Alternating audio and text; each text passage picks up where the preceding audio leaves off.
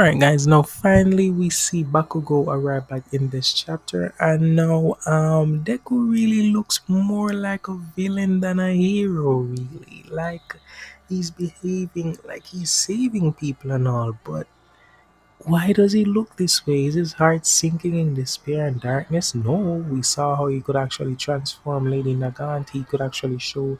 Remember that he looks the same way when he was fighting Lady Nagant, really? Right. I mean, and she could see that he was a hero. So we see that Deku is still on the right path. Maybe it's just us.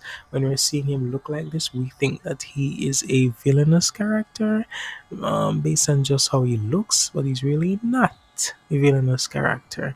I hope he doesn't head down the wrong path, but I mean, he really is looking very terrible in these new panels. And I mean, like, even from before, yeah, he was looking more like a villain than a hero. But anyhow, guys, let's get into the chat. Hey, what is up, guys? This is Lemillion Nation coming to you again with another video.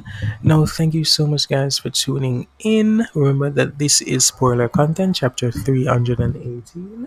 So, I would appreciate if you don't want to watch the content at this time, check out one of my other videos for the time being. And then, when you're ready, come back and look on the spoilers, okay, guys? All right.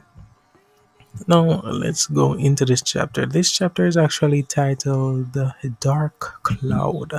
The chapter opens up with Endeavor telling Deku not to overwork himself. I mean, this is gonna come back and haunt him. It's like paralleling All Might as well in this chapter, along with Shigaraki. You see what I mean?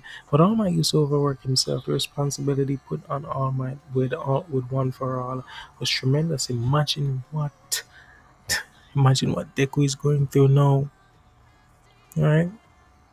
Anyways, Endeavor is saying that Deku should not overwork himself because a lot of foreign heroes are coming here, so he should be able to rest a little. Deku says that he's fine and that All for One users are trying to stop. Like he's Deku is saying that he's fine, and the All for One users they're trying to stop him.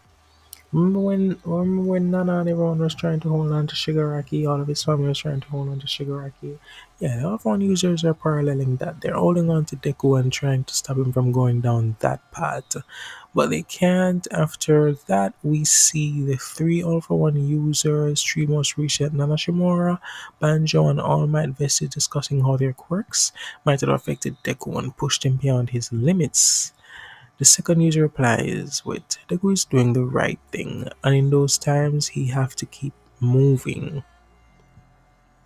The chapter shifts to Deku at a small mall fighting some villains using Black Whip, and some civilians think that he's All for One servant or something. Like, even though he's fighting the villains, he seems like he is the villain with how he looks. How he will look sells you sometimes, Deku. Dear God. Anyhow, alright.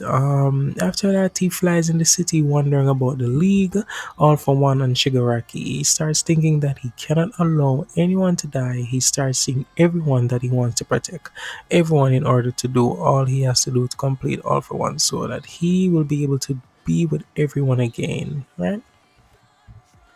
Then he arrives at Camino Grand Zero. He sees a really creepy weird villain that controls people with similar quirks to Shinso's quirk, right? All the civilians under the brainwashing pile on him. Deku thinks to himself that they're all too strong to break the brainwashing without harming them, right? Bakugo arrives with a sick AP shot and then says, I found him. Right, guys, so Bakugo finally is back in this chapter, and that is phenomenal. We've been waiting for Bakugo for so long. We've missed Bakugo, and now that he's here, we can finally appreciate all that he's done and all that he is doing. Like he's seriously getting some work done, guys. He's getting a lot of work done, right? He just saved Deku, and I presume that everyone is also near too. I guess they're communicating with some way somehow. But finally, Bakugo is back, right, guys? And that is really good because Bakugo and Deku can have a heart to heart, and maybe they can convince him to at least change what he's doing, how he's looking. Maybe this will actually help bring him back to reality, really, and let him change how he looks, so he can literally look like a hero now. He's looking more like a villain, right? Yeah, guys. So basically, that was the chapter in a nutshell. Let me know what you think. Thank you so much for tuning in. And this is Lemillion Nation signing out.